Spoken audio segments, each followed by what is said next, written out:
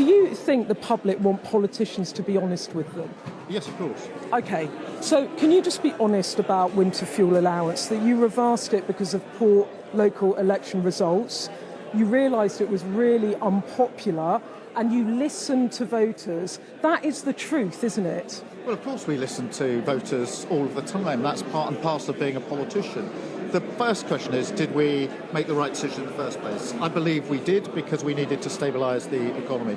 And as a result of that, we were able to commit to the triple lock, which means that in April of this year, very many pensioners got £470 extra. That's a good thing. I wanted to look to see whether we could have more pensioners eligible for this winter. I announced that some weeks ago.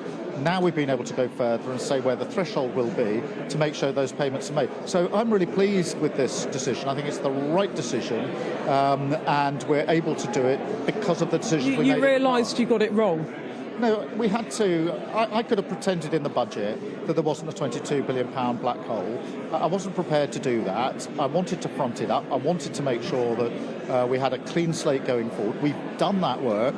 Now we get to the stage where we can ask ourselves whether more pensioners can be eligible. The answer is yes. We've now said where the threshold is, and that is a good thing.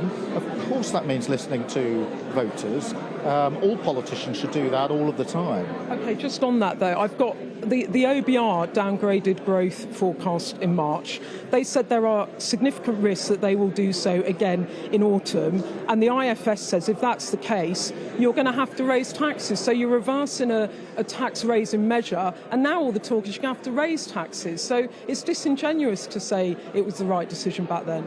Well, what you're leaving out of that list is the actual quarterly results on growth for quarter one this year, which were much higher than anyone predicted. So, yes, we had our forecast, then we had the actual results, much higher than predicted, had 4 interest rates cuts in a row. And as I've said a number of times, you can't tax your way to growth. There are other levers than tax. And every time we have a fiscal event, whether it's a spring statement or a budget, everybody understandably challenges me to say you're going to put tax up. We didn't do it in the spring statement, notwithstanding most people saying you're going to. Equally, I don't think the first lever that a government should go to is the tax lever. I've got a final question, and it's on Gaza. Yep, of course. And I want to ask you this, because I asked you nearly a month ago about action in Gaza. I asked you last week. Both times, you said the situation was intolerable and you were considering action. I can see every time I ask you, you find it very upsetting what's going on there. I can see from your expression. What are the concrete actions the government is taking, such as sanctioning Israeli ministers, actions on arms sales? You keep saying it's intolerable, you're not doing it. Well, it is intolerable, and it's getting worse. And I think anybody looking at what's going on in Gaza would be shocked. And that's why we do need to get back to a ceasefire urgently. It's why we need to get the remaining hostages out. They've been there a very long time. And, of course, humanitarian aid needs to get in at volume and at speed. We are, in answer to your question, talking to other partners about what more we can do, including questions of sanctions.